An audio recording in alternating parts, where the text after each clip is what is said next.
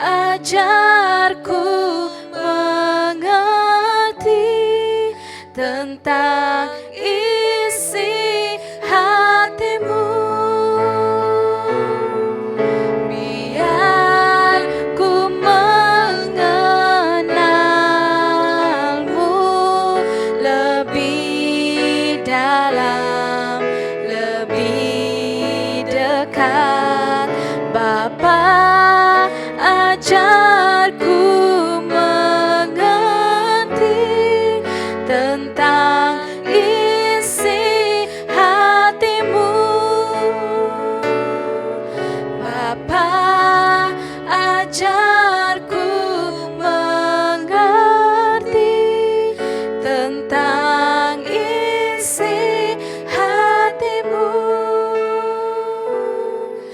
Bapa, ajarku mengerti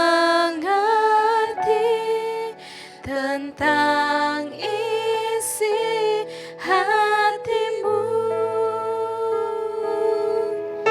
Benar ya Bapa, ajarlah kami untuk lebih mengenal Engkau, lebih dalam dan lebih dekat. Dan ajar kami Tuhan untuk mengerti tentang isi hati-Mu ya Tuhan. Dan biarlah kami Tuhan dapat mengasihi Engkau, dapat mengerti Engkau dari hari ke hari ya Tuhan. Di dalam nama Tuhan Yesus kami berdoa dan mengucap syukur. Amin. Oke adik-adik, saatnya kita mau belajar firman Tuhan. Tapi sebelum itu adik-adik silakan duduk, kita berdoa sama-sama. Tuhan Yesus, terima kasih karena Engkau baik ya Tuhan. Kami mau belajar firman Tuhan pada hari ini. Pimpin kami Tuhan supaya kami boleh mengerti dan kami dapat memahaminya. Dan kami dapat menjadi pelaku firman-Mu. Dalam nama Tuhan Yesus kami berdoa dan mengucap syukur. Amin. Oke adik-adik. Seperti yang kita tahu cerita Yusuf pada minggu lalu di mana dia berpura-pura tidak mengenal dengan abang-abangnya. Sebab dia tidak sangka akan berjumpa dengan abangnya di Mesir. Nah, bolehkah kita pura-pura tidak kenal kita punya saudara ataupun kita punya adik-beradik? Siapa tuh? Saya tak kenal dia. Bolehkah kita seperti itu? Nah, inilah yang dilakukan oleh Yusuf. Tapi mungkin dia ada sebabnya sendiri, kita tidak tahu. Mungkin dia masih ada rasa marah, dia masih ada rasa benci dengan abangnya. Oleh karena dia pura-pura tidak kenal mereka. Tapi kita akan tahu apa akan terjadi lagi selepas dia telah melepaskan abang-abangnya. Tapi dia menahan Simeon dalam tahanan. Dia sudah membuat perjanjian dengan mereka di mana kalau mereka mau datang lagi untuk membeli gandum, mereka harus bawa adik mereka yang paling bungsu. Itu satu perjanjian. Kalau tidak, mereka tidak boleh beli gandum. Dan kita lihat bahwa bapaknya Yusuf tidak setuju. Sebab dia takut nanti kehilangan lagi si Benyamin, adiknya itu, anaknya itu yang terakhir. Dia tidak mau lagi hilang seperti Yusuf pernah hilang. Jadi bapaknya nih si Yakub, dia tidak mau anaknya Benyamin dibawa. Tapi oleh karena makanan semakin habis dan akhirnya mereka terpaksa. Nah, nanti kita akan lihat bahwa Pak Yakub ataupun Yakub itu akan memberikan Benyamin kepada anaknya yang lain untuk dibawa ke Mesir supaya dapat membeli gandum. Dan kita akan lihat apa akan terjadi kepada mereka. Tertanya-tanya kan? Saya pun tidak sabar nih mau dengar ceritanya nih. Apa yang terjadi kepada mereka? Dan bagaimana? Adakah Yusuf masih lagi benci mereka? Kita tidak tahu. Nah, sudah siap adik-adik? Mari kita saksikan video ini.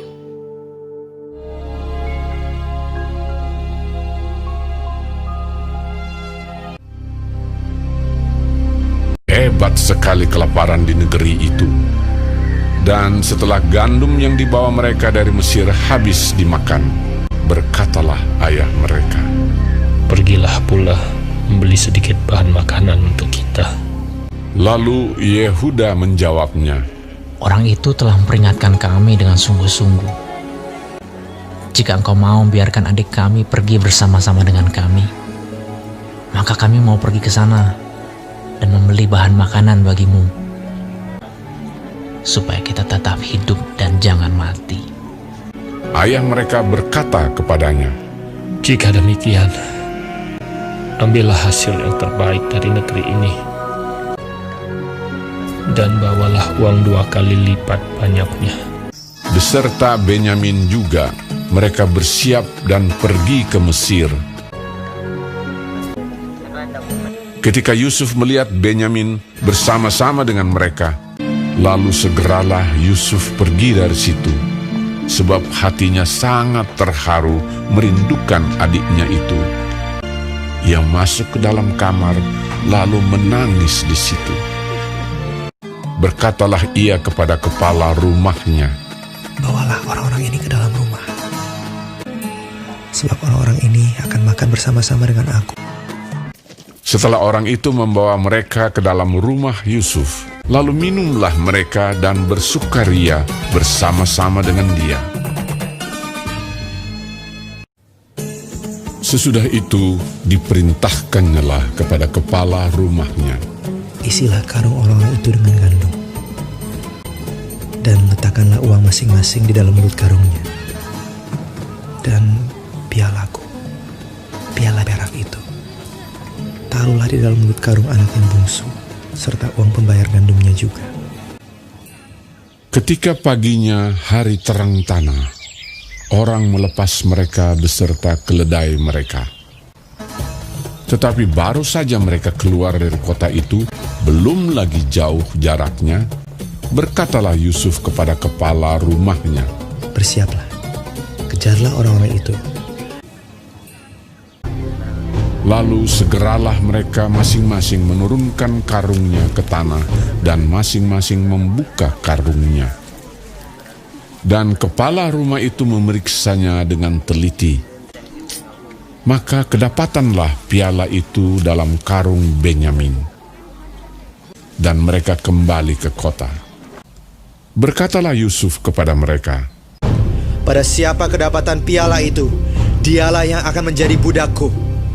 Kami masih mempunyai ayah yang tua. Ayahnya sangat mengasihi dia. Apabila anak itu tidak bersama-sama dengan aku tidak akan sanggup melihat nasib celaka yang akan menimpa ayahku. ketika itu Yusuf tidak dapat menahan hatinya lagi di depan semua orang. Dan Yusuf berkata kepada saudara-saudaranya, "Akulah Yusuf, saudaramu yang kamu jual ke Mesir." Menangislah ia keras-keras. Maka mendekatlah mereka. Yusuf mencium semua saudaranya itu, dan ia menangis sambil memeluk mereka. "Sebab untuk memelihara kehidupanlah Allah menyuruh aku mendahului kamu." Ketika dalam istana Firaun terdengar kabar bahwa saudara-saudara Yusuf datang, hal itu diterima dengan baik oleh Firaun. Lalu berkatalah Firaun, "Bawalah kereta dari tanah Mesir untuk anak-anakmu dan istri-istrimu, jemputlah ayahmu dari sana, dan datanglah kemari. Maka aku akan memberikan kepadamu apa yang paling baik di tanah Mesir." Yusuf memberikan kereta kepada mereka, juga diberikan kepada mereka bekal di jalan. Demikianlah mereka pergi dari tanah Mesir dan sampai di tanah Kanaan kepada Yakub ayah mereka. Mereka menceritakan kepadanya, Yusuf masih hidup. Bahkan dialah yang menjadi kuasa atas seluruh tanah Mesir. ketika mereka menyampaikan kepadanya segala perkataan yang diucapkan Yusuf. Dan ketika dilihatnya kereta yang dikirim oleh Yusuf untuk menjemputnya, maka bangkitlah kembali semangat Yakub, ayah mereka itu. Anakku Yusuf masih hidup. Aku mau pergi lihatnya sebelum aku mati.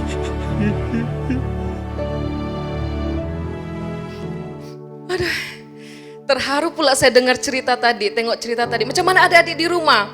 Kamu terharu kah? Saya pun terharu. Sebab mereka rupa-rupanya si Yusuf ini tahan-tahan dia punya hati. Rupa-rupanya dia ini sudah mengasihi, dia sudah mengampuni abang-abangnya.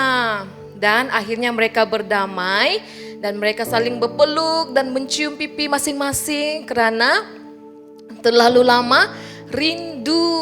Nah adik-adik, kalau kita, pernahkah kita disakiti Memang pernah kan kita disakiti, pernah kita diejek mungkin, kita disakitkan hati kita, orang pukul kita, orang tumbuk kita mungkin, orang curi duit kita kah. Nah, adakah kita mengampuni ataupun memaafkan orang itu?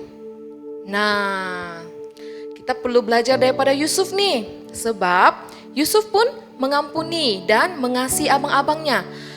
Kenapa kita tidak boleh pula membuat begitu? Kalau Tuhan juga boleh mengampuni dosa kita, kita pun harus mengampuni orang yang bersalah kepada kita. Oke adik-adik? Nah, kita tahu bahwa Raja Firaun pun sangat menyukai apabila dia tahu bahwa ada keluarganya, si Yusuf datang, dia sangat senang akan hal itu. Dan dia bilang, panggillah bapakmu, panggillah anak-anakmu, panggillah istrimu untuk datang ke Mesir dan tinggal di Mesir. Nah, minggu depan kita akan dengar ceritanya lagi. Oke, jadi adik mesti ikut sel kanak-kanak pada minggu hadapan. Boleh? Janji ya? Oke, sudah janji. Oke adik-adik, sampai di sini saja dan kita masuk dalam ayat hafalan. Oke adik-adik, ayat hafalan kita hari ini diambil daripada Amsal pasal 10 ayat 12. Kebencian menimbulkan pertengkaran, tetapi kasih menutupi segala pelanggaran. Satu kali lagi ya. Amsal pasal 10 ayat 12. Kebencian menimbulkan pertengkaran, tetapi kasih menutupi segala pelanggaran. Nah, apa yang dimaksudkan oleh ayat ini adik-adik? Kita diingatkan untuk tidak membenci, tidak berdendam, dan tidak menyimpan kemarahan. Tetapi kita diingatkan untuk saling mengasihi, saling menerima dan mengampuni antara satu sama lain. Seperti kisah Yusuf yang tadi. Oke adik-adik, selamat menghafal. Bye-bye. Adik-adik, nah masanya adalah untuk pengumuman. Oke, pengumuman yang pertama adalah sel kanak-kanak online kita akan diadakan setiap hari Ahad ataupun hari Minggu bersamaan jam 9:30 pagi. Nah, adik-adik juga boleh mengikutinya melalui Facebook ataupun YouTube. Oke, yang kedua yaitu video ayat hafalan adik-adik bolehlah hantar kepada Kakak Elisia. Oke, yang ketiga adalah kita perlu berdoa dan juga membaca firman Tuhan. Kenapa? Melalui berdoa dan membaca firman Tuhan, kita akan mendapat iman kita akan teguh di dalam Tuhan. Oke. Nah, yang keempat adalah kita lihat sekarang yaitu musim Covid, yaitu dimana makin hari makin meningkat. Jadi apa yang perlu kita buat yaitu kita akan berdoa bersama dengan keluarga kita. Kita berdoa bagi mereka yang dijangkiti penyakit Covid nih. Kita mau berdoa juga bagi para dokter, juru rawat, semua yang sudah berkukus lumus. Jadi kita mau berdoa supaya Tuhan angkat semua penyakit ini. Oke adik-adik, nah sebelum kita mau bersurai, kita mau berdoa terlebih dahulu. Oke, mari tutup mata, lipat tangan. Tuhan Yesus, terima kasih untuk hari ini. Terima kasih juga karena Engkau sudah menyertai kami. Bapa, kami berdoa melalui firman-Mu yang kami sudah dengar, biarlah itu akan menjadi teladan di dalam kehidupan kami. Kami berdoa juga Tuhan sepanjang 1 minggu ini, biarlah Tuhan terus menyertai kami. Dalam nama Yesus kami berdoa dan mengucap syukur. Amin. Baik adik-adik, Tuhan Yesus memberkati. Pengkhotbah pasal 3 ayat 11. Ia memberi segala sesuatu indah pada waktunya, bahkan ia memberikan kekekalan pada hati mereka. Tetapi manusia tidak dapat menyelami pekerjaan yang dilakukan Allah dari awal hingga akhir. Pengkhotbah 3 ayat 11. Ia membuat segala sesuatu indah pada waktunya, bahkan ia memberikan kekekalan dalam hati mereka, tetapi manusia tidak dapat menyelami pekerjaan yang dilakukan Allah sampai akhir. Pasal 3 ayat 11. Allah membuat segala sesuatu indah pada waktunya, bahkan Allah memberikan kekekalan dalam hati mereka, tetapi manusia tidak dapat mengalami pekerjaan yang dilakukan Allah dari awal sampai akhir. Khotbah pasal 3 ayat 11. Ia membuat segala sesuatu indah pada waktunya. Bahkan ia memberikan kekekalan dalam hati mereka. Tetapi manusia tidak dapat menyelami pekerjaan Allah yang dilakukan dari awal sampai akhir. Ia membuat segala sesuatu indah pada waktunya. Bahkan ia memberikan kekekalan dalam hati mereka. Tetapi manusia tidak dapat menyelami pekerjaan yang dilakukan Allah dari awal sampai akhir. Pengkhotbah pasal 3 ayat 11. Pasal 8 ayat 28. Kita tahu sekarang bahwa Allah turut bekerja dalam segala sesuatu untuk mendatangkan kebaikan bagi mereka yang terpanggil sesuai